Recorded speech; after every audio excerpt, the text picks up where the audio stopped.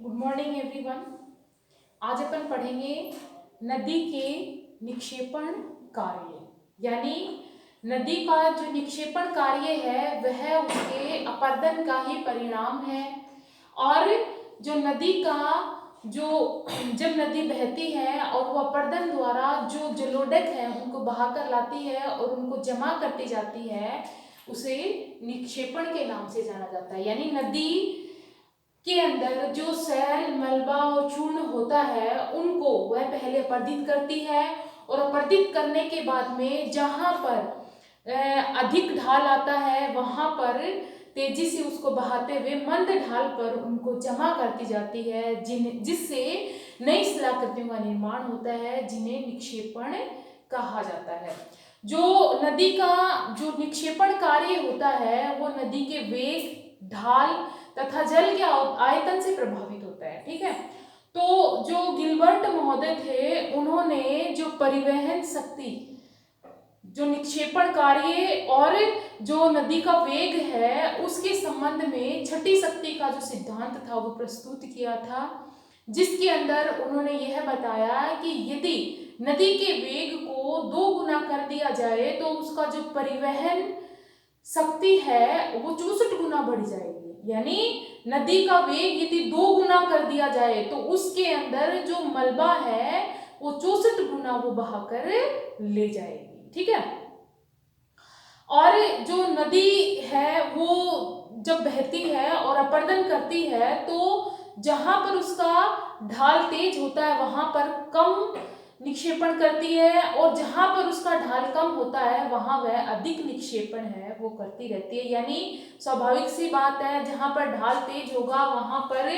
जो उसके साथ मलबा बहेगा वह तेजी से बह जाएगा, और जहां पर ढाल कम आएगा वहां पर वह मलबा है वो वहीं पर रुक जाएगा, यानी धीरे धीरे वहीं पर जमा होता जाएगा, जिसे निक्षेपण कहा गया है। अब नदी का जो निक्षेपण कार्य है वो कई रूपों में पूरा होता है। ठीक है, जिसके द्वारा कई शिलाकृतियों का निर्माण होता है। ठीक है, जो कि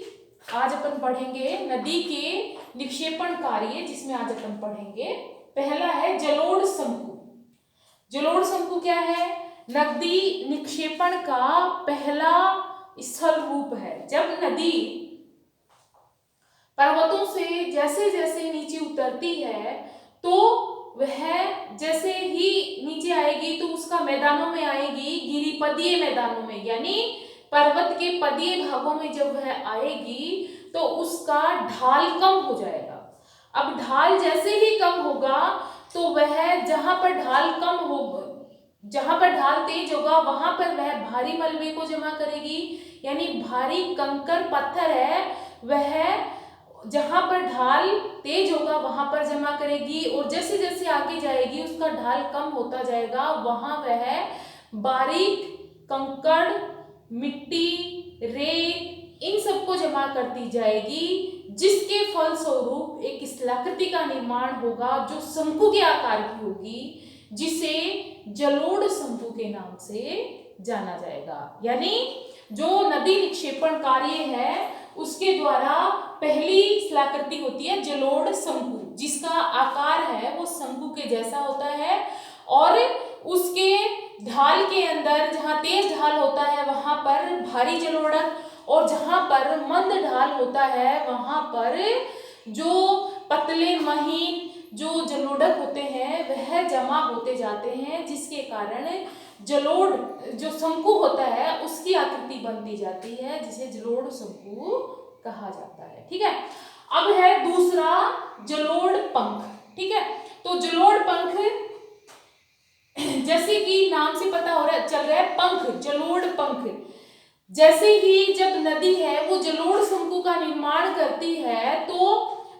मैंने आपको बताया कि नदी तेज ढालों में भारी जलोढ़क जमा करती है, और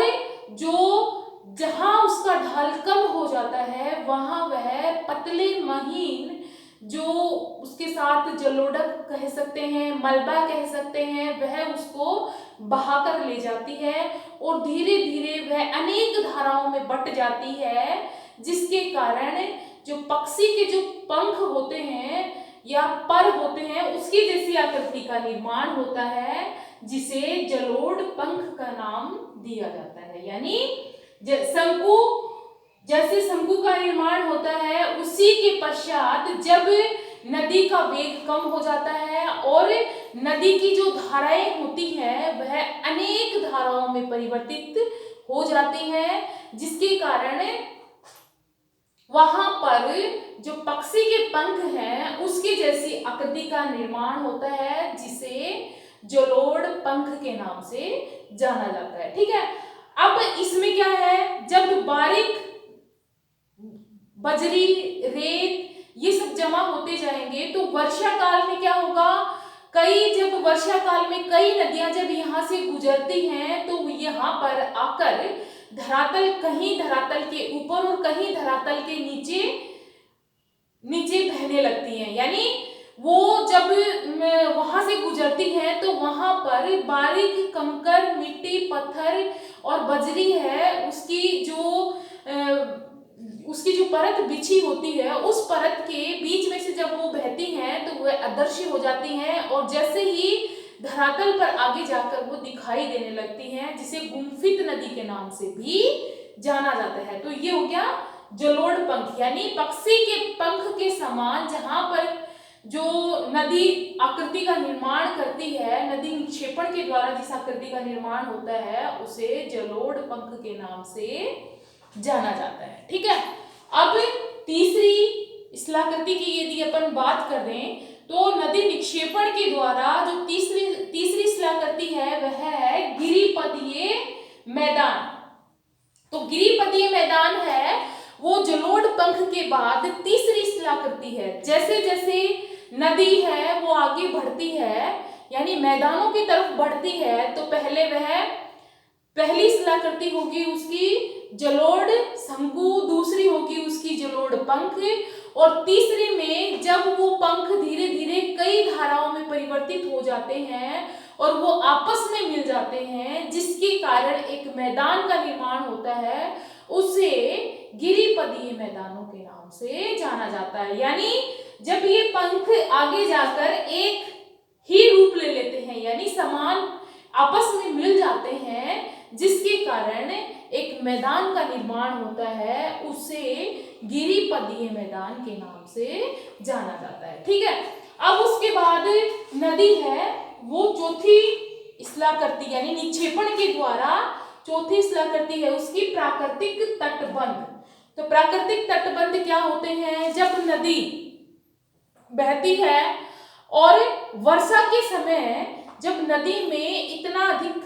बहाव होता है, उसका वेग होता है, जिसके कारण उसके अंदर अधिक जलोढ़ होते हैं और वह तटों के चारों तरफ फैलकर, किनारों के चारों तरफ फैलकर बहती है, और जब वो बहेगी तो वो किनारों की तरफ, ये देखिए ये टीले हैं, ये नदी बह रही है और इस नदी के दोनों तरफ मिट्टी के टीले हैं। जब वर्षा का जल इतना अधिक होगा तो वह इतना किनारों के ऊपर बहेगी और उसके साथ जो बारीक रेत होगी, बारीक बजरी होगी, बारीक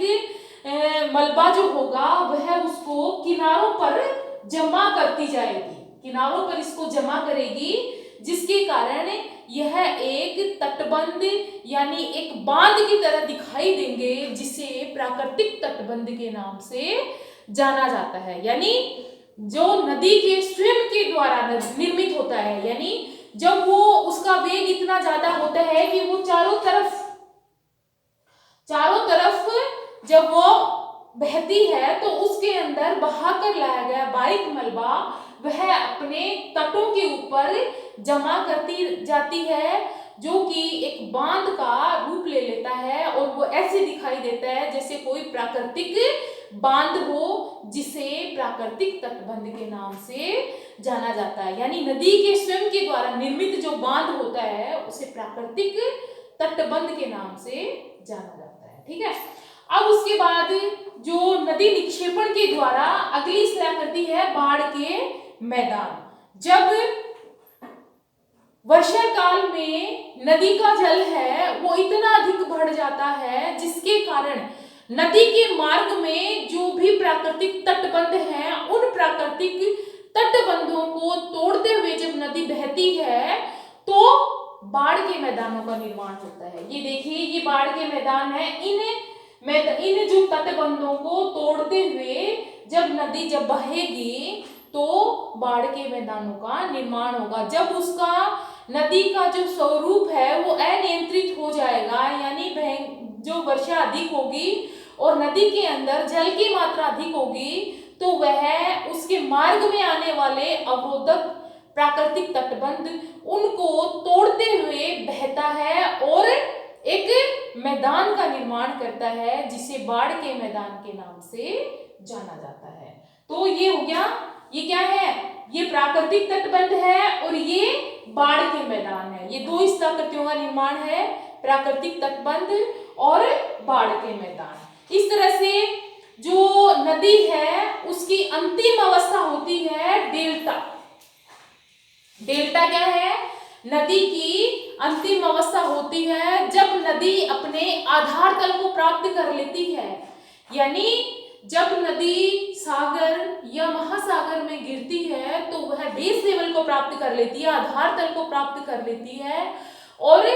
वहां पर जब वो बहती है तो उसके साथ उसका वेग कम हो जाता है। महासागरों में जैसे वो गिरेगी तो उसका वेग और ढाल है उसमें कमी आएगी, और जैसे जैसे वेग और ढाल में कमी आएगी तो उसके साथ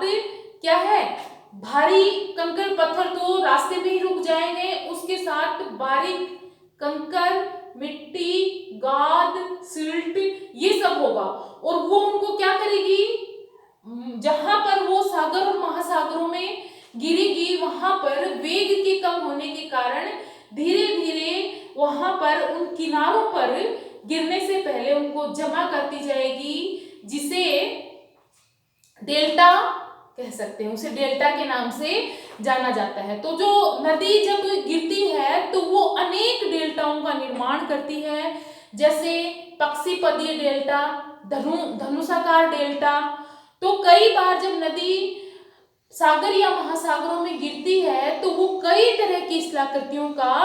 निर्माण करती है और जो अपने साथ बहाकर लाए गए मलबे को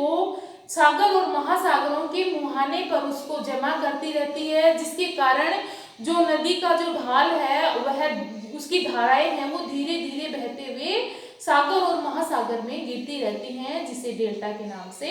जाना जाता है। तो ये आज थे नदी के द्वारा निक्षेपित कार्य। कल अपन ने पढ़े थे नदी के अपर्दन कार्य और आज अपन ने पढ़े नदी के निक्षेपित कार्य। जब नदी निक्षेपण करती है तो वह इन शिलाकृतियों का निर्माण करती है, यानी पहले वो अपर्दन करेगी तो अपर्दन करने के कारण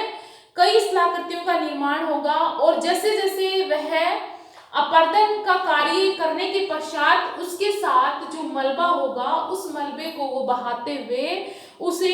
निक्षेपित करती जाएगी, जिसके कारण जिसे अपन निक्षेपण भी कह सकते हैं। निक्षेपण कार्यों के द्वारा निर्मित जो शिलाकृतियां होती हैं वो नदी की निक्षेपित शिलाकृतियां होती है, जिनके बारे में आज अपन ने पढ़ा। पहला था जलोढ़ शंकु, जलोढ़ पंख, गिरिपदीय मैदान, प्राकृतिक तटबंध, बाढ़ के मैदान और डेल्टा। ठीक है, अब अपन ने नदी के अपर्दन कार्य पढ़ लिए और मैंने आपको जो अपर्दन के गतिशील कारक कितने बताए थे, 5 गतिशील कारक बताए थे, जिसमें से पहला नदी था जो आज अपन ने अध्ययन कर लिया। अब अगला अपन हिम नदी के द्वारा जो अपर्दन होता है और जो निक्षेपण होता है उसका अध्ययन अपन अगले जो आपके लेसन में अपन पढ़ेंगे उसको। धन्यवाद।